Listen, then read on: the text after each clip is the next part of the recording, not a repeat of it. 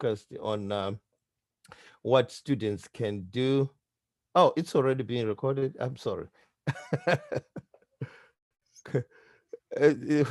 Once we focus on what students can do, then we are going to go to. As well as a doctor of business administration with 3 master's degrees. So you can just imagine the type of person we're dealing with. So he was promoted to the rank of professor within 3 years. And he has many publications, and he's also a published scholar practitioner with over 10 years of experience in corporate America. So yes, thank you very much, Professor Masocha, for being with us today. I think I'll hand over to you. So this is just but some of the things he does. He does many more things. Thank you very much for being with us. You may start, I think, if you're ready. You are most welcome. And just out of fun, you share the name with my son, Tapiwa. so, Oh, so I would, but oh, really? yeah, he's male, so that's a great, yeah, that's a fun.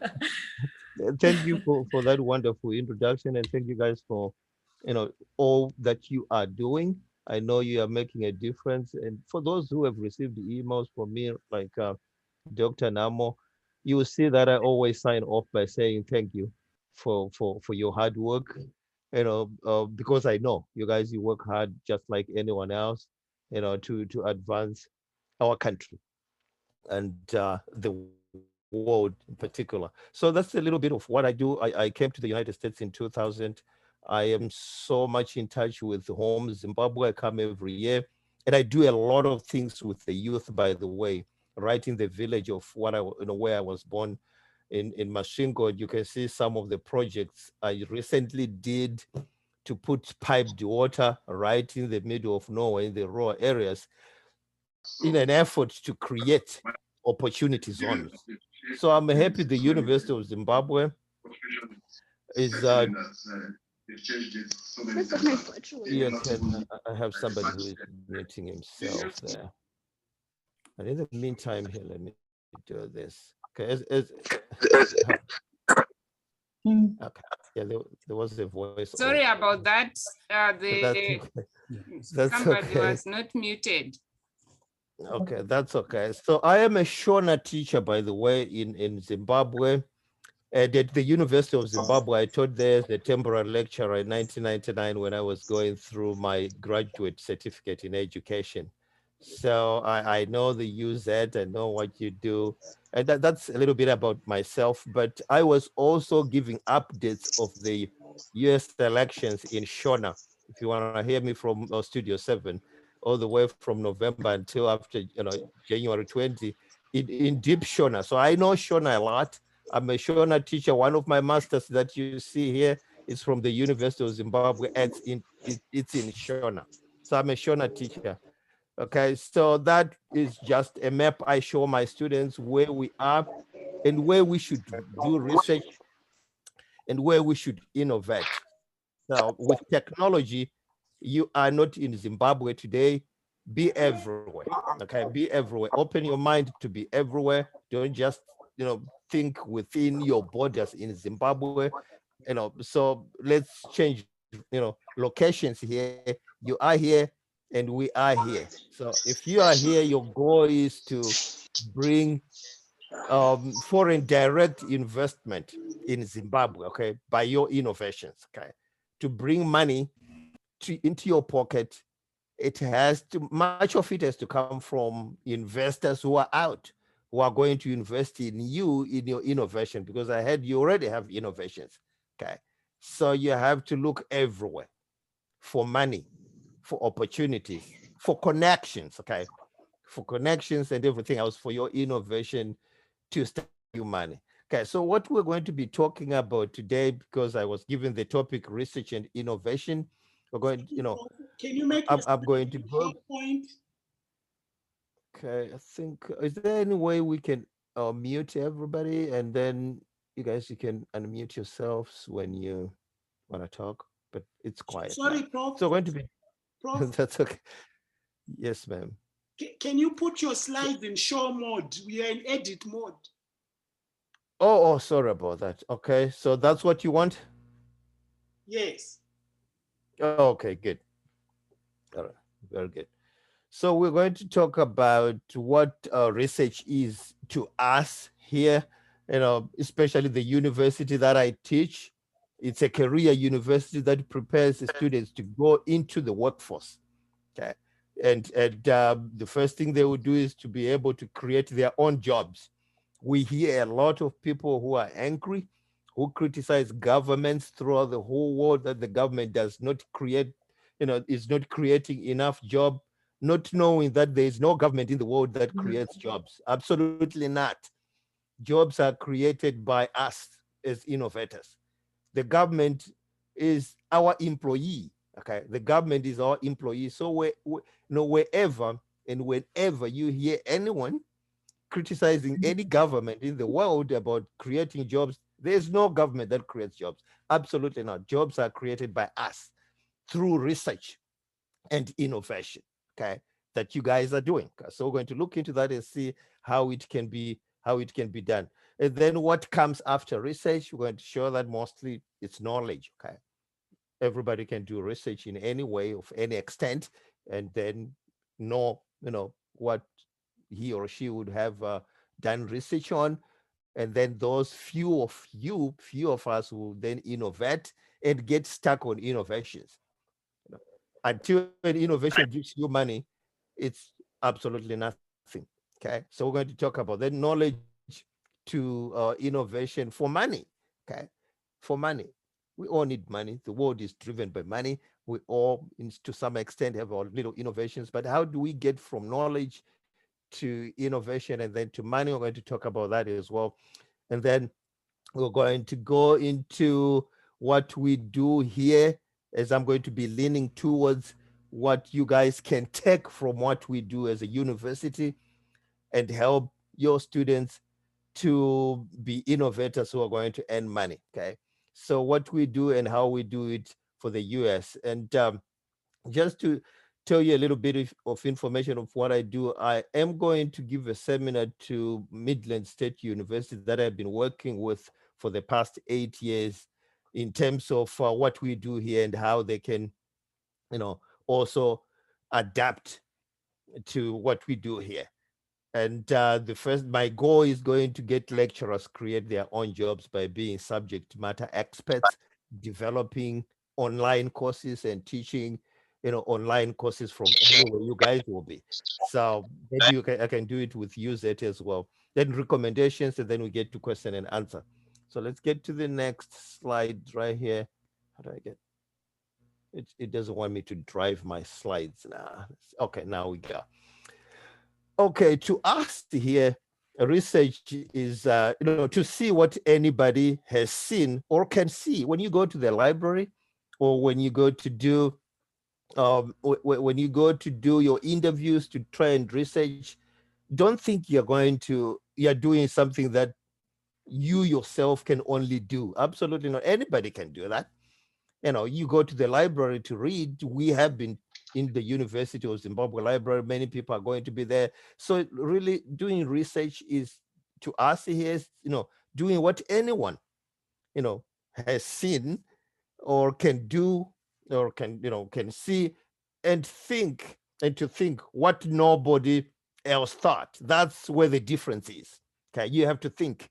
You've done your research, of course, anybody can do that. Now separate yourself from losers, and you become a champion by thinking what nobody else has thought. Okay, you can write and publish, and then after that, we are going to ask you, or the higher education should beg two existential questions. So what? Okay, you have done research. Here we have a saying that if you know, you know, right? So if you know, you know. So what? If you are not making money with what you know, it's just the same as you haven't done any research at all. Okay. And after you have answered the question, so what? Sorry about that. I have to go, so what? Then you have to go to, then what? This is where you create knowledge. This is where you innovate right here. This is where you innovate right here. So you have your innovation. So what? You have knowledge. You have used your knowledge to innovate whatever you have. And then what? Okay, for our purposes here, as we get deeper into our presentation, the so what here should be about making money, about creating your own job. Okay, about creating your own job as a student, as a graduate. Okay, that's, then what right here? The next thing is to make money, creating your own job. And remember, if you are going to be self-employed, don't cheat yourself and think you are in business. That's a job. Okay, that's a job. A business is something that you should be able to earn money when you are not there. Okay, and according to a billionaire, Warren Buffett, if you are not going to think of ways to make money while at least you sleep, then you're going to work for the rest of your life. Okay, you're going to work for the rest of your life. And I hope and I pray that your innovations are going to make you money when you are still sleeping.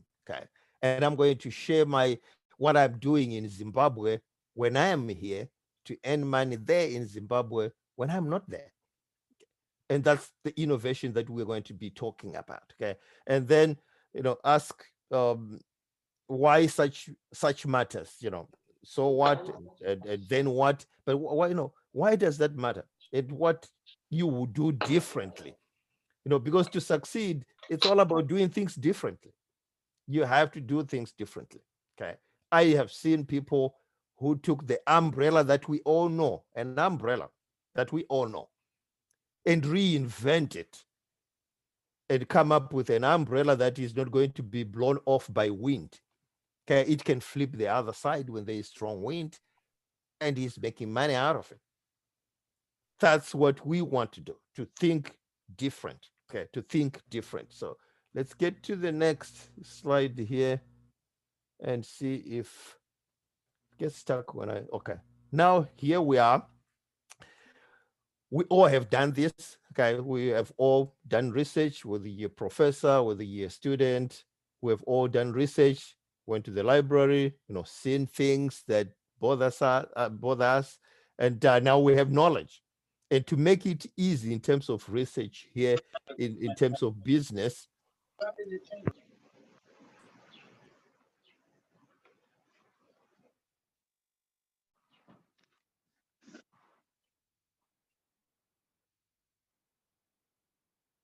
going to So, unmute. Yeah, I keep on sorry.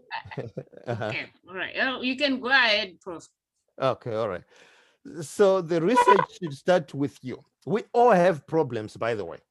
Okay, we all have problems. Okay, and I know if I'm going to start to ask you to tell us your problems, we won't finish this.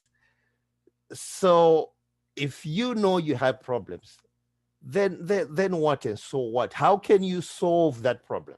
Okay, that's the knowledge we pin our students here to come up with solutions. Right? You already have knowledge of what is bothering you. So now the next thing is to innovate to solve your own problem. To solve your own problem, you have to innovate. Losers are always going to blame someone for their problems. Okay, sorry, they're always going to blame someone for for no, for their problems. Okay, always when you see someone blaming someone for his or her problems, you just know the person is a failure to think how to pull himself or herself out of the situation. Okay, you have to get connections. We get, we are so blessed to have siblings to connect to them, to have classmates to connect to them, lecturers to connect to them. We're given all opportunities in life to connect in terms of innovation, because there is no innovation that is going to give you money, by the way, if you are not going to connect. It's all teamwork. Business is about teamwork. You have to do it with someone or someone's.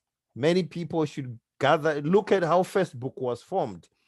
Mark did not form Facebook by himself, but by a group of other people. He invited 15 people in his room, and only 5 came, and those 5 are millionaires. So you can't do it alone. I know we have been taught by the British to be so much individualistic, where we don't want to share, where we only suspect that somebody is going to steal my research and do this and that, then it's not going to work. The British knew when they colonized Zimbabwe that we were going to take power from them, so they gave us education that was working in their favor and not in our favor. They never wanted us to be innovators, okay? Because we're going to take power. Power is in money here. If you don't have money, you don't have power. And remember, besides religion, business is the most important factor in the world because it has everything. It has money, it has human resources, and it has everything. Even politicians, they need money from businesses, okay? Even religion, churches, they need money from business, okay? So get into business here, all of us, we are here, okay? All of us, we are here. You can't tell me you don't have anything you think you can sell. We're here. And we need more money, not only $1 sign. We all need to be in the 3 comma club. Okay, when I say the 3 comma club, I mean billionaires. We put 3 commas. Okay, you start with 1 comma in the 1 comma club. That's $1,000. That's really little. Then we go into the 2 comma club, and as a millionaire like Chivayo, I always give Chivayo as an example here. We know Chivayo in my classes of international business and trade issues that I teach at MBA. As somebody who innovates, didn't go to school, but look at how he taught himself how to bid for contracts, how to write business plans, and he's making money.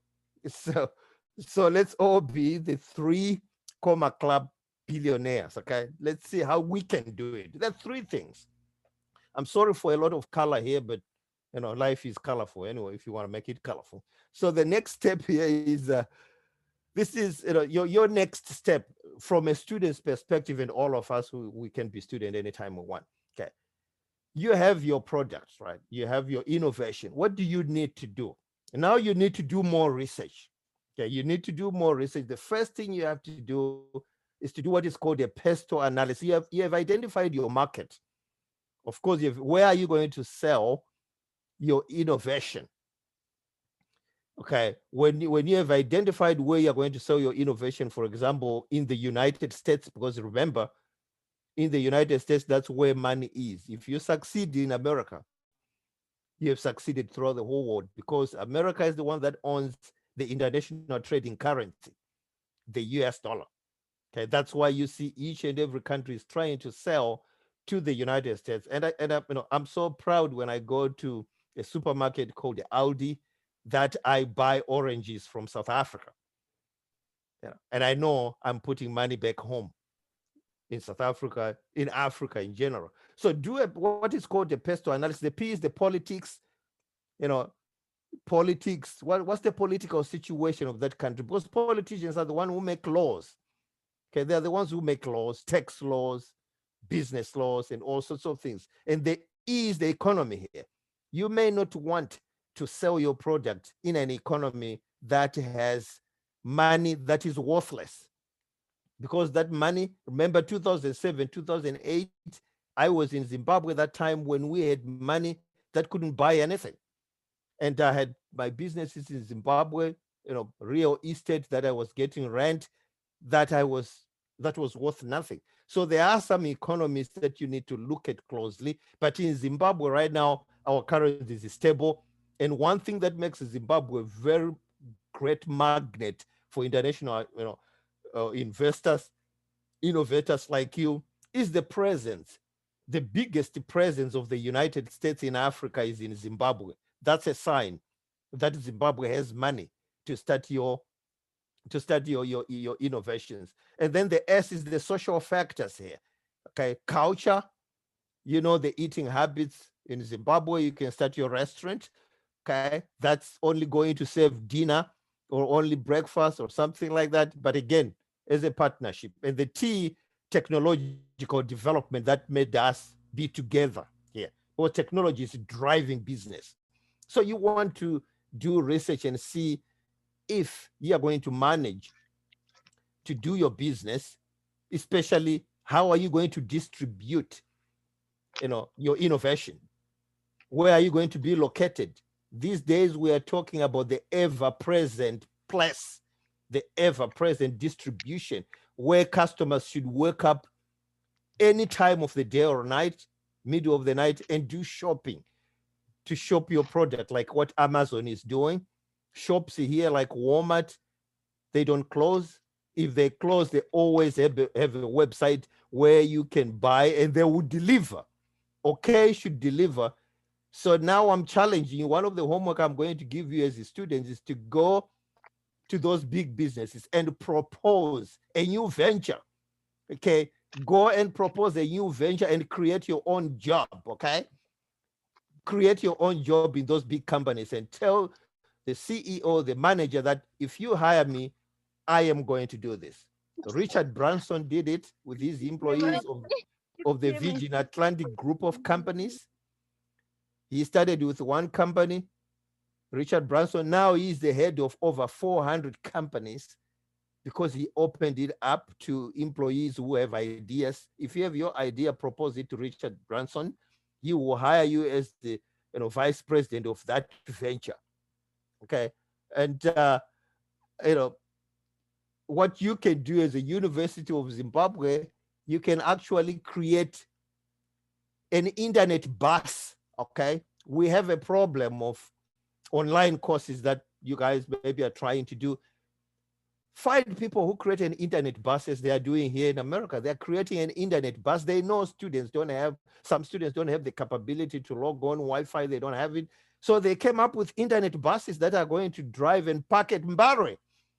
Students are going to sit around the bus and everywhere else and do their classes once a week, 2 times a week, and that's it. Don't we have engineers at the University of Zimbabwe? We have that. When I come there in June, I want to see that taking place. That's your homework, Dr. Namo. I want to see a University of Zimbabwe bus, Wi-Fi bus, okay? Wi-Fi bus. And we move on like that as a country, okay? Online education is not going to go anywhere. It has been, it's called a cash cow anyway, where you get money as a university without students being on campus, using your water bill, your electricity. There will be a way, but still being charged the same fees. And that's what we are doing in the USA. I'm teaching at 3 universities in my house right here. And every time I will be in Zimbabwe, I will be teaching some part-time jobs using internet. So online education is not going to go anywhere. Actually, in Africa, an image of online was started by UNISA. UNISA was doing correspondence, all those correspondence packages people were getting, taking degrees. That's now online education. That I know. I was working at MSU when people were not, lecturers were not recognizing online. And I would say, hey, you call me every year, you pay for my ticket, my hotel. I have a doctor of business administration from online, highly accredited, more than any program in Zimbabwe or in Africa. So why can't you embrace that when you are hiring me with an online doctor of business administration? If you have any doubts, test me and see if I didn't learn that much as you did. So online education is not going to go anywhere. When you are behind with education right now, schools are closed. America is moving on right now. I have kids in my house who are going to school online, 9 years old and 12 years old, with school computers. So innovation, technology is really big. The L is the legal issues, the legal factors. To start your business, it has to be registered. There are tax laws, employment laws, HR laws, and all sorts of things. And E is the environmental analysis. All these are opportunities to do research, and you can't do it alone. That's the reason why you have to be in a partnership for your innovation to make you money. Okay, you can give yourselves big titles, and what we do, every student at the university that I teach will graduate with a business plan in hand. Okay, and then after that, this is the business plan that we're going to be talking about here. You can't, after you have an innovation, make sure you're going to write a business plan. And again, you can't do it alone. Okay, there's a lot of things right here that we summarize as a business plan as 4 components. The first thing, of course, you're going to write your executive summary after you're finished, the mission statement and your problem statement. Your problem statement is your innovation that you have right now. Okay, that's going to solve the problem that you identified, okay, it's going to be solved by your innovation. The next thing that follows is the industry analysis. Which industry are you going to operate in? If you are going to operate in the transport industry, as I just did in Zimbabwe, uh, Dr. Namo, I just went into the transport business in Zimbabwe, right in Wow. Harare, right there. And I have two brothers in Harare who were telling me that you can't get in you can't get in the transport business, those small cars, those PPP cars. You can't get in the transport business because the police will get all the money. I say, you know what? If you identify that the police are the ones who are going to take all the money through corruption, then solve it. And they will say, how can I solve that? Well, and I said, what I did, I employed a police officer to run my business such that I'm going to get money every day. So the police officer is the one who is running my business, giving me my US dollars, $100 a week, and I'm here. I'm doing nothing, sleeping. That's innovation we're talking about. I did research, came up with a problem. Everybody's going to need transport. But then there's a problem of corruption with police officers. I went further and tried to solve that instead of blaming corruption that is there. What is it going to help if we blame and blame and blame? Then I had to employ the police. So if he is not going to give me my money, I'm going to report him. I'm going to report him. So as I speak right now, I'm banking $100 a week and I'm here. When I'm in Zimbabwe, I don't use money from the United States of America. I use money that I make in Zimbabwe because of research, innovation that gives money. Okay. So that's part of the homework. So I did an industry analysis. And then after that, you have to do a marketing analysis. Okay. That's where you're going to include all this in the marketing analysis. Right now, everybody's here with your innovations. If it hasn't given you $1,000, maybe in a month or 2 months, well, you are still here. Okay. You need to modify your project. Okay. So the marketing plan and then the operations plan. How are you going to operate? Are you going to hire a police officer to do that operations plan? And then you're going to do the financial plan. Because show me the money. If you want me to invest in your business, I'm going to ask you the question, show me the money. Okay, if I invest $10,000 in your business right now, how much money are you going to earn? When am I going to get my return of investment? And at how much interest for that $10,000? So that's key. And you can't do the financial plan at times you're not in finance. Then that's when you have to do, in a team, you have to look into partnership with somebody who is familiar with that, so that when I come there, I want to see people presenting their business plans to me. Remember, here in America, we have a TV show called Shark Tank, where billionaires have started a show called Shark Tank. You can watch part of it or some of it on YouTube. Shark Tank is a good show. There are people who are looking for business plans to buy and start businesses. The fact that somebody has money, it doesn't mean he or she knows how to do business. A lot of people with money, they know nothing about starting a business. They rely on buying business plans from people, just like a lot of musicians, they don't even know how to write songs. Here in America, they buy songs from songwriters. So you can also be a songwriter and sell your songs to Jay-Z, right? And then you get money. Okay. So that's the common of the business plan, but I pay particular attention to this because this is the core of any innovation. You have a product here, design it in a way that is going to make it an emphatic. You're going to get it an emphatic product. I know you know the 4 P's of marketing here. These have been modified in America. They have been improved. This is old age type of marketing analysis here. The product these days, like the cell phone you have, I saw somebody, I think is connected on the Galaxy, whatever, that's called an emphatic product now. It has gone above and beyond from the cell phone that we started to have that only had a line to talk. If you look at your iPhone right now, it has everything you want. It has a watch, it has a calendar, it has WhatsApp, that's called an emphatic product. They don't even advertise, right?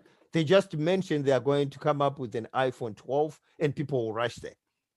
That's the before you even move anywhere, make your innovation, more than this. Make your innovation an emphatic product. That's and then the price here should be an experiential pricing, not regular price.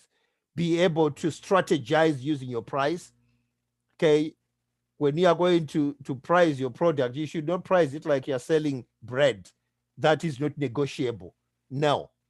Okay, know your market and change your price depending on whom you are selling. If you are going to sell your product to me, please overcharge me. Okay. That's what business is all about. If you are going to sell your product in Mbare, don't overcharge those people. If you are going to sell it in Victoria Falls or right in the First Street, it should have a different price, okay? Depending on who you are selling to. I have, one thing I'm doing in terms of pricing here, I always have things to sell when I'm in Zimbabwe.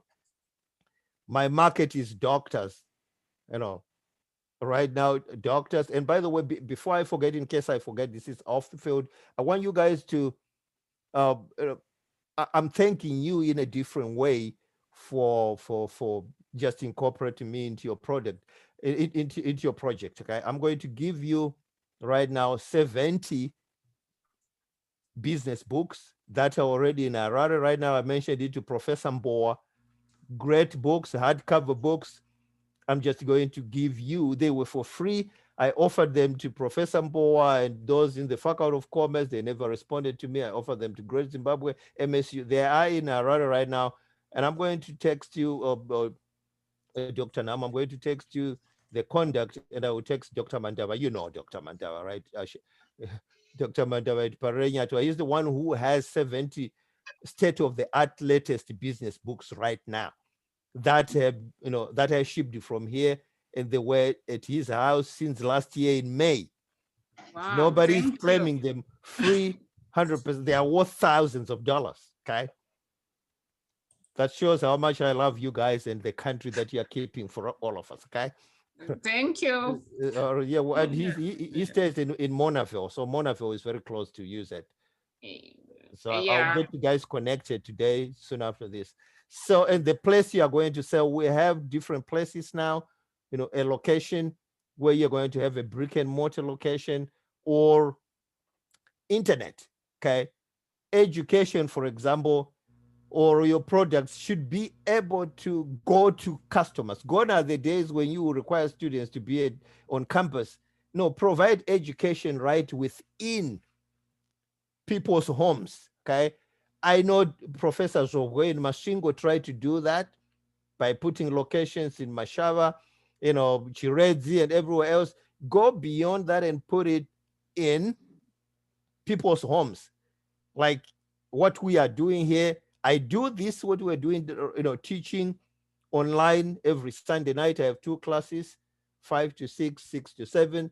Every Monday, I have another class, 6 p.m. to 9 p.m. Tuesday, I have another class again, right in my own house. So that's where business is going. That's where innovation is going. Be prepared to offer your product in people's homes. I should not leave my home to buy anything from you. Absolutely not. And as of late, I know there are companies that are doing it. Alibaba, for example, you can sell your products on Alibaba. I recently purchased an item for Dr. Mandava at Parenyato Hospital, a gadget in China. They are managing, they sold it to me in Zimbabwe here, and it was shipped right at Dr. Mandava's house. That's what business should be. So sell your products on Amazon.com. If you don't have Amazon and Alibaba, create your own. Create your own, right? Create your own Zoom, okay? Instead of us logging on Zoom USA, create your own Zoom. And every time I come to Zimbabwe, I refuse to drink bottled water from Coca-Cola because that's exploitation. Coca-Cola is an American company that came to Zimbabwe without water.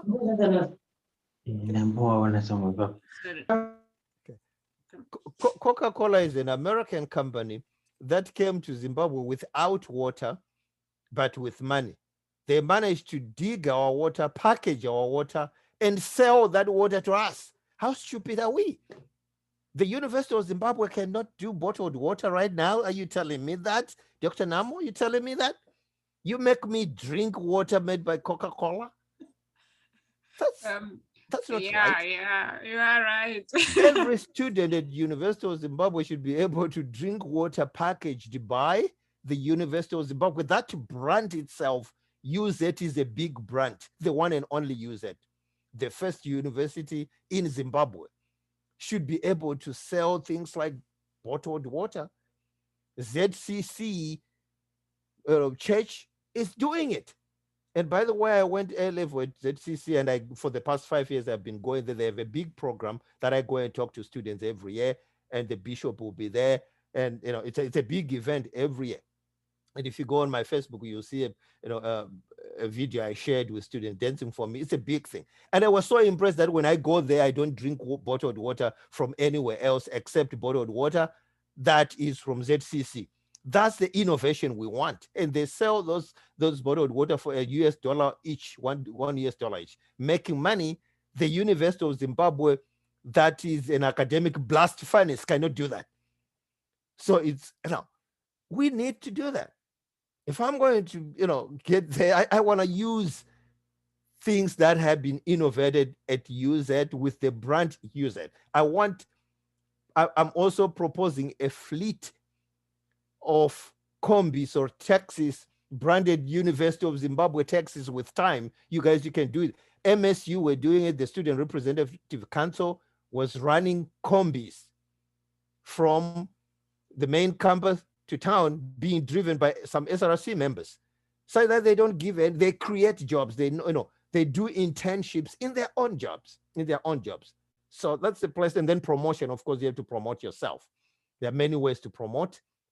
One biggest way to promote that is not here, that all businesses forget, is word of mouth. That's the strongest promotion ever and the least expensive. Word of mouth. You tell your friend.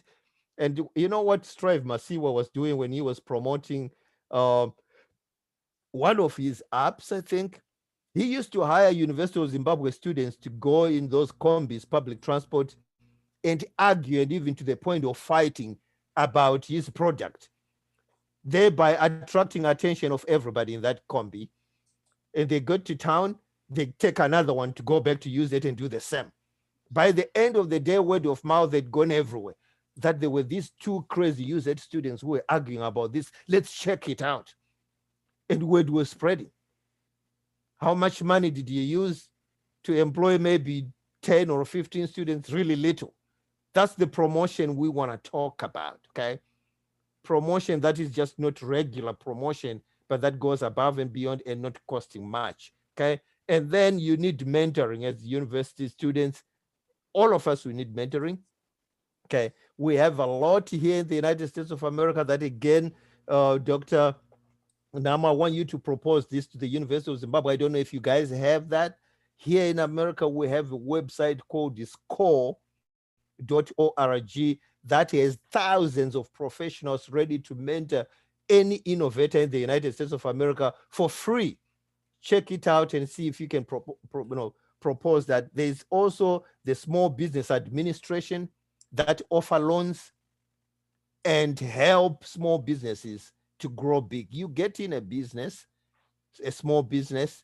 Remember, once you get in a small business, the equation is that small company plus big problem. The biggest problem of a small company is that it has to grow big, equals big market and big money, okay? So there's also the Small Business Development Center in the United States here. Where is it in Zimbabwe? Do we have the Small Business Development Center? Economies are driven by small businesses. My two brothers in Harare, they have been in small businesses for 20 years now. And I was asking them, you guys, 20 years, you can't grow your business? And they were saying, well, we have no help. So don't you have a Small Business Development Center? We need it. We need it. the biggest employer in the United States of America here are small businesses. They're small businesses. That's the biggest employer. Okay. And then the Small Business Advisory Committee, where is it? Where is the Small Business Advisory Committee? We need one of those or more of those. Okay. The Small Business Advisory Committee, we need it. People who have done it, who are going to meet with students as a group. I know Strive Masiwa was doing it in Ghana. I saw him, he posted that, in Ghana meeting with those small business people, and he was accused. The problem with small businesses is that when they start to make money, they are the ones who will begin to steal from their businesses and buy a suit before reinvesting in your business, buy a Mercedes Benz before reinvesting in your business, and then you get broke. You're going to say, oh, the government is doing this. The government never stole anything from you. You were the biggest thief. That's what Strive Masiwa was doing. I was saying, you're the biggest thief who will buy fashion. And then once you start to steal, your wife is going to learn how to steal too, and kids will do the same. And at the end of the day, you're broke. You're broke. So reinvest in your business. So, find mentoring here. They're going to support you. They're going to coach you, give you direction. Okay. And then you set your goals. These goals are not regular goals. They are SMART goals. Remember, the S means specific, measurable goals, okay, achievable, realistic, and timely, okay? You set goals. In interviews, there's a question that is always asked: where do you see yourself in 5 years? They're asking about goals. They're asking about, if you cannot answer that question, where you see yourself in 5 years, then I'm not going to hire you, okay? Because you are moving backwards, you are not moving up there. In 5 years, if I hire you, I want you to tell me that you would have grown my company to this level because of what you learned in school and in life. Okay. Remember, we all have 3 things right here. If I'm going to ask you to tell me about yourself, I need 3 things: education, skills, and experience. Those are the 3 things that you have to strive to have. Okay. The university may not teach you experience, but then in some courses, as you are going to see as we go, what we do here, we teach our students, we give them education, we give them skills and experience in the assignments that they do. And then you need to be motivated and advised in mentor. So these are the 3 things that you guys need to earn money. The 4, the marketing mix here is part of it's part of the marketing plan within a business plan, but then we pay more attention to it, we single it out. So we can say really 4 basic things you need to do. This is a lot of research right here. Even to get a mentor, you need to research. You don't just want to get anybody, okay? You don't want to get anybody. If you're a lady, you know whom to get, okay? You don't want to get people who are going to take advantage of you. We don't want that. Here in the United States of America, professors get training every year. It's mandatory for professors to get training so that we never take advantage of any student at any point in time, whether male or female. So these are the things that you need as students. Now let's move on to what the university can do, because the students, you are not alone, okay?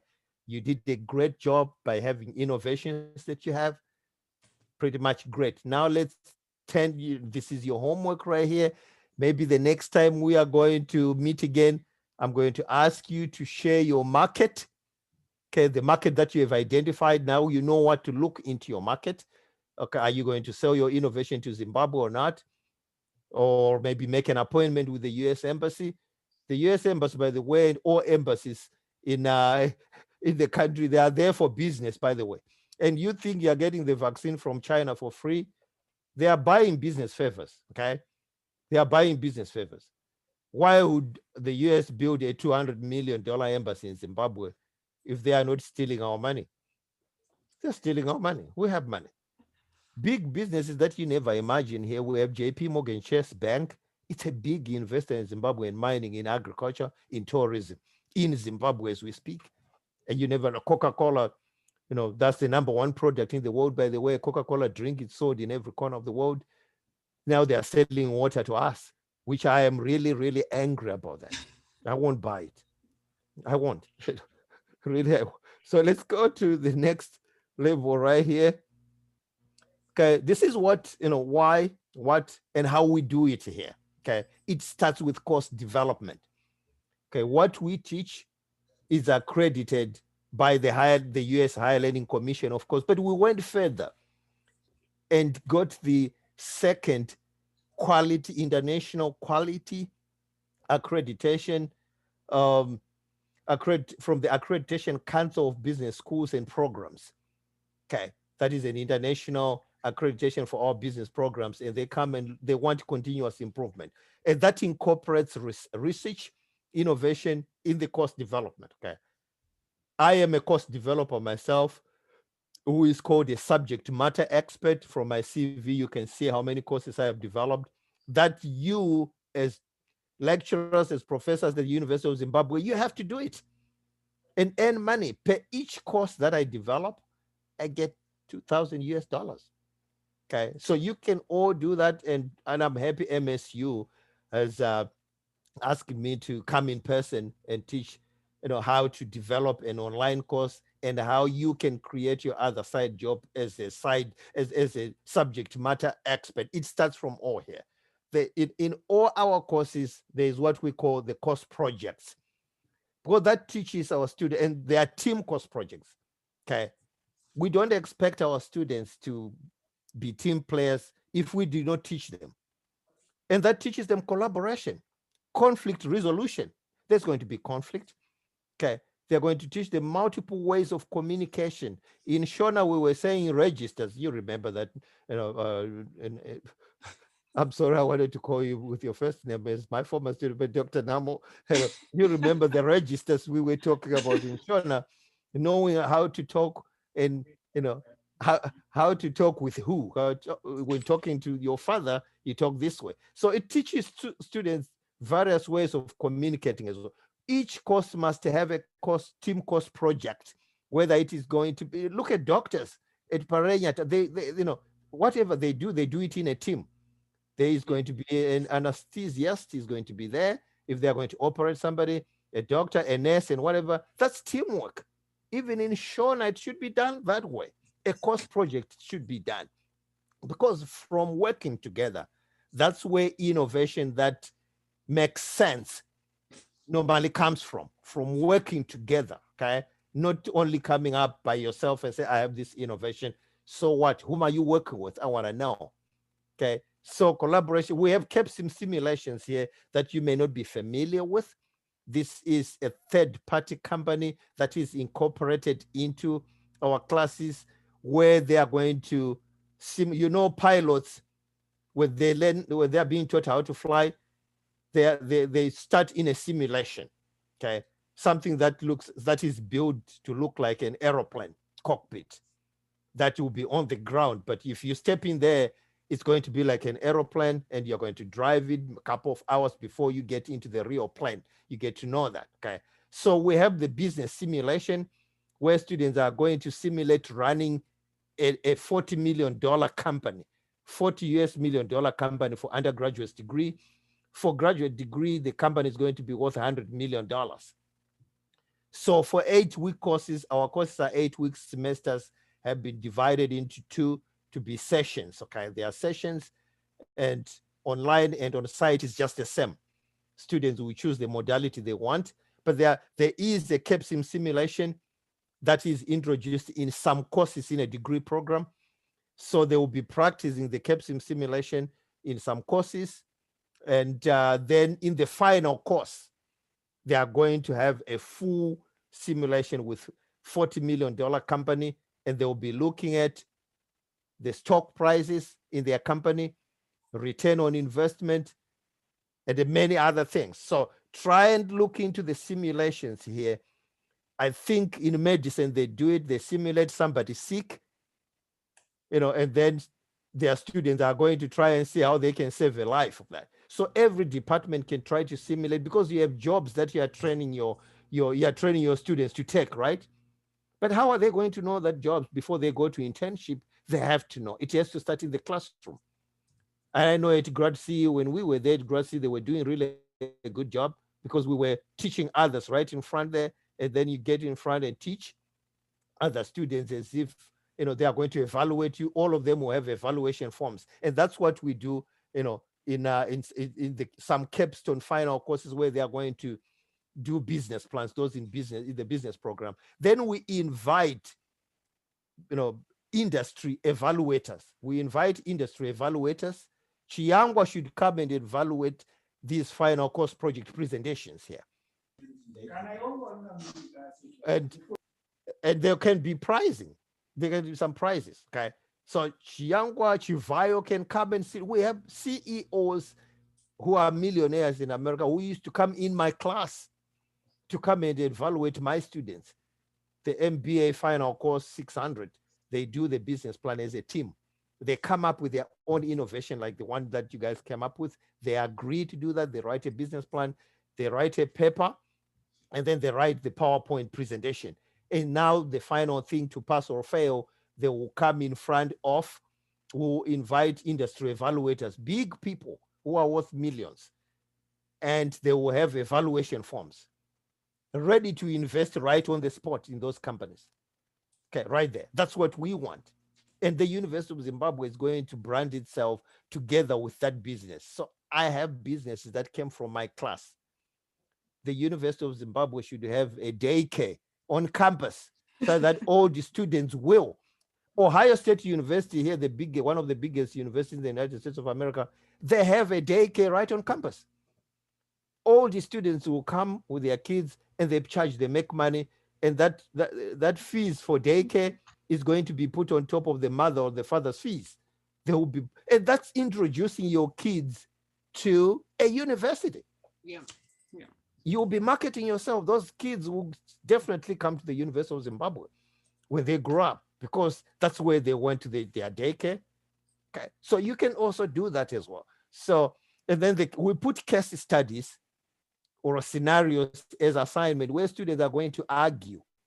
Okay, in those case studies, for example, if I'm just going to say, well, if you find a pharmacist, you are a manager, you find a pharmacist, a very good pharmacist has been working with you for a long time, and that pharmacist has been stealing the most expensive drug in the pharmacy.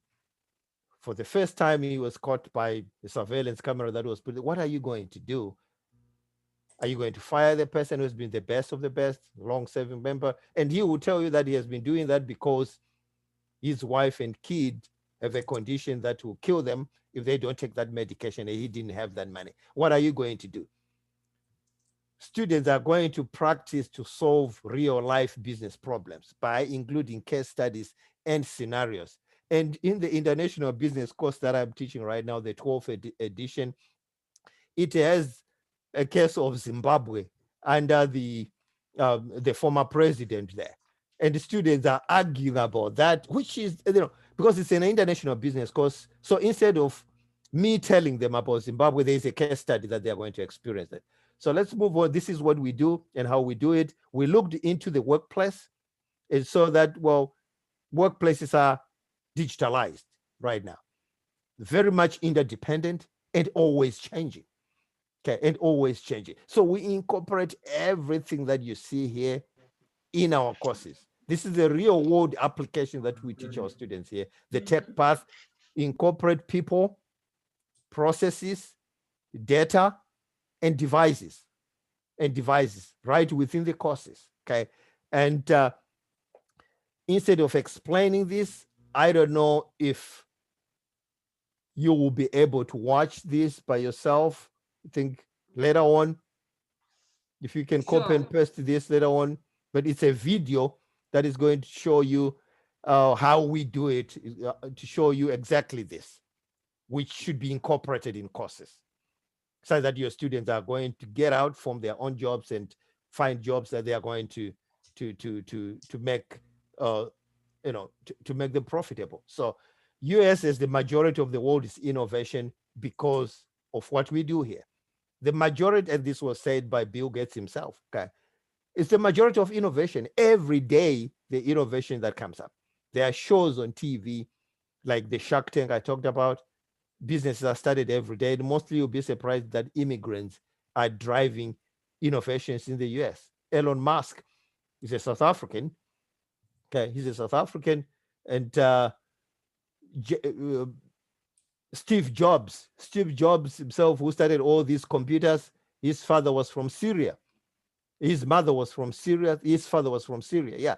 So you can go and watch at your own leisure. I think it will open to you that from my university. Let's go. I think we are almost right at the end here. You have to make, as the University of Zimbabwe, sorry about that, as the University of Zimbabwe, you have to make success the brand. And success comes from your students. What are they doing now? Are they selling vegetables or not? And you want to be ranked to be number one? What does that help? So you should not be ranked based on education that gives nothing as a return on investment to your students. Absolutely not. So the brand that I'm proposing to the University of Zimbabwe should be based on your student success here, instead of education for education's sake. Look right here, you are listening to a Shona UZ student, me, Shona teacher who came to America and was taught, to innovate instead of just being given education. I came to the United States to study a second master's in international affairs. Okay, in international affairs, majoring in African politics before I went into business, where I did another master's and then Doctor of Business Administration. So success proposed to U.S. authority, UZ authorities, Professor Mbowa, that this is what I say. We need success. Have a website or something that you're going to track your students' success, reporting their incomes. We do that, reporting their incomes and where they work, how long it takes them to get a job. So that you're going to use that to advertise the UZ and say within 6 months, 70% of our students were employed. And that's what we do. Okay, then we have weekly discussions. I think as you guys do to enhance communication. We have course projects as well that we have talked about. Okay, then these are some of my recommendations. But who are you here? Define yourself, because you will never be everything in one. Okay. So I think university right now, it was formed as a research university. We want, now you are moving towards an entrepreneurship university. Okay. Yeah.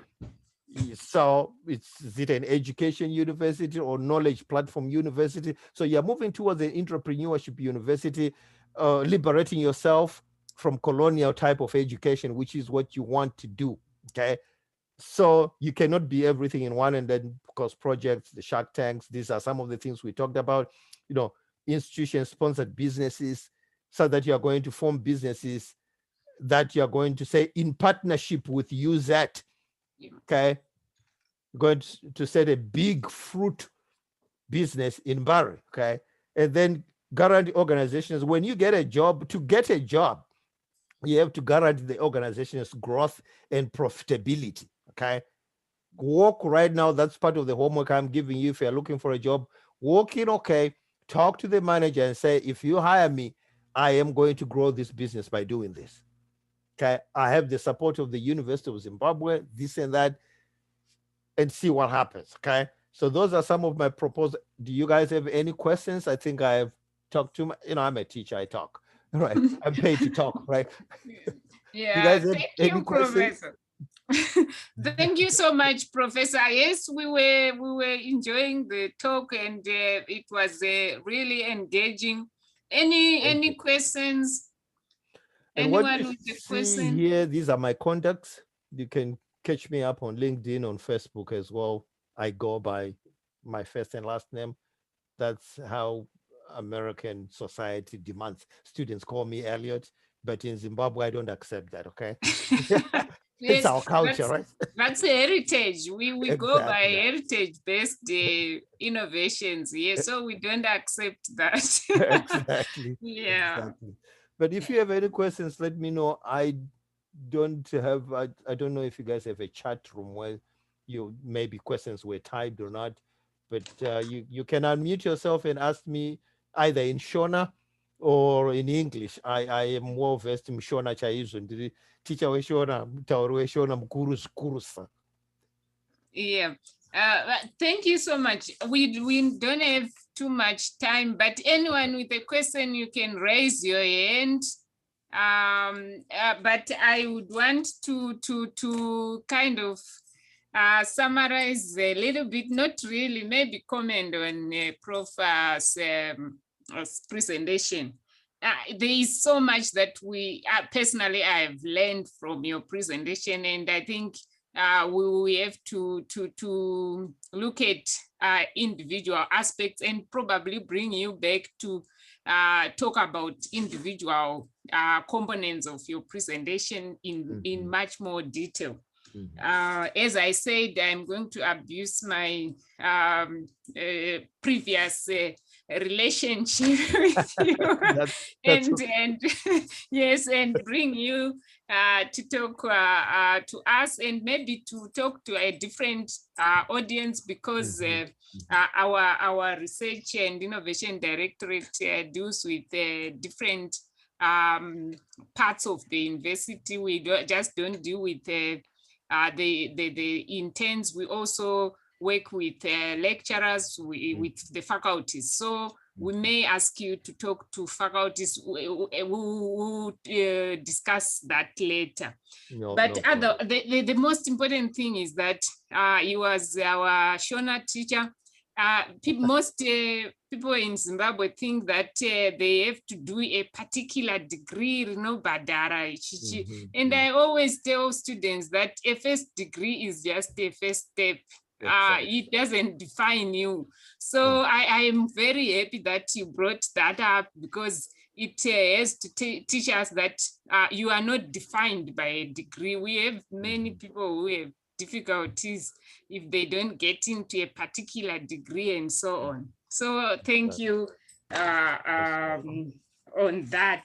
And the other point that I really liked is the issue of the Shona register, because I always have problems. I know you are not on on WhatsApp, Prof, but on WhatsApp we have these groups for former students of particular schools and so on. I always have difficulties. I can see my other colleague, Dr. Narire, joined us from Chivi. So yes, I always have difficulties with people posting these things about how us we were wasting time learning Shona and so on. And I really like that, the fact that you are bringing in the Shona register to show how important that can actually be applied to real life. That's very great. And look at the relationship I have with the Voice of America Studio 7, giving commentaries of the US elections in Shona. That's because of Shona, right? That's because of Shona. In the meantime, as you're on the phone, I see Paul, you have a question, you raised your hand. Can you unmute yourself and ask? Let's see here if I can. Paul? Yes. My question is about Mabuku. You said we can actually speak in Shona, isn't it? Oh yeah. Taura Shona chaizvo sa. Mabhuku amanongedzera nezvawayo. Matakamira sei? Mabhuku business. Yeah, teacher. My university library, latest business books. 70, I think they are 70. I used to ship my drums. Mabhuku chete. I donated to Great Zimbabwe University, MSU, and also I donated to Reformed Church of Zimbabwe University and the Southern African University. Those they are librarians, they know me a lot. So by the case, 70 chete ari kuMonaville kwa Dr. Mandava. I think even today you can go and get them any day you want. But yeah, with COVID right now, my library kwandaisiwana mabhuku because vanenge vachifeza mabhuku kune kusisina that much program, but the 70 anga achitovako akasvika muna May andakashipa akasvika actually May last year ndamashipa before COVID lockdown. I don't know. I think Professor Mbowa knows about those books. Hapana wakamboti unoada asi ndakavataura kuti they are there. Saka 71, I think it's just, we can say, an introduction to solidify our relationship and and thank Dr. Namo for being my student way back there. Saka munogona kumawana at any point in time. As I am here, I am going to, let me do this. I'm going to give you, okay, I know you will be, can you copy this number 0772 I think Prof Chifamba, do you know the Prof Chifamba is from college, from the medicine. From medicine. Prof, do you know Dr. Peter Mandava? I don't know that name. An anesthesiast at Parenya since my 90s. Mandava. Peter Mandava. I can find out.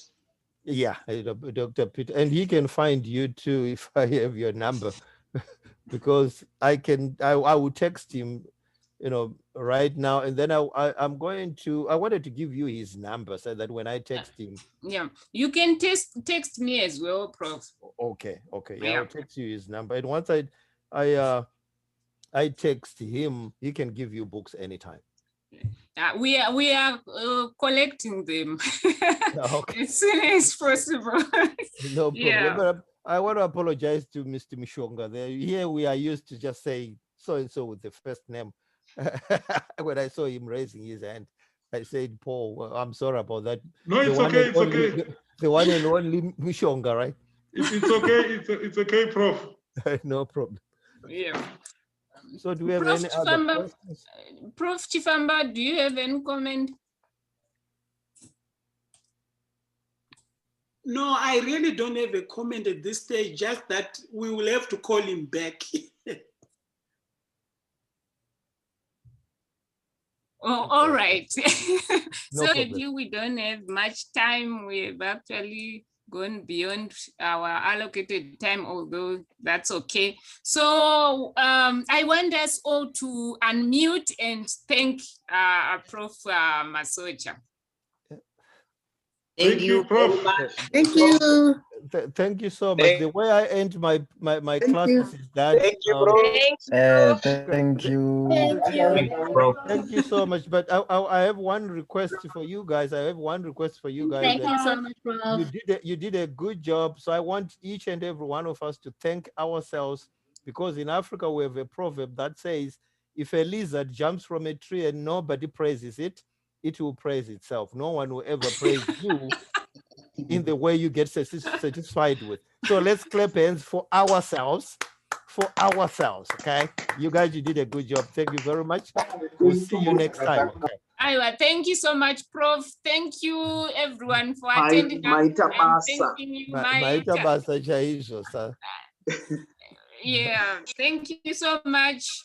All right, see you next time. Let me start my working day now. All right, sure. Okay. Good day. Thank you, bye.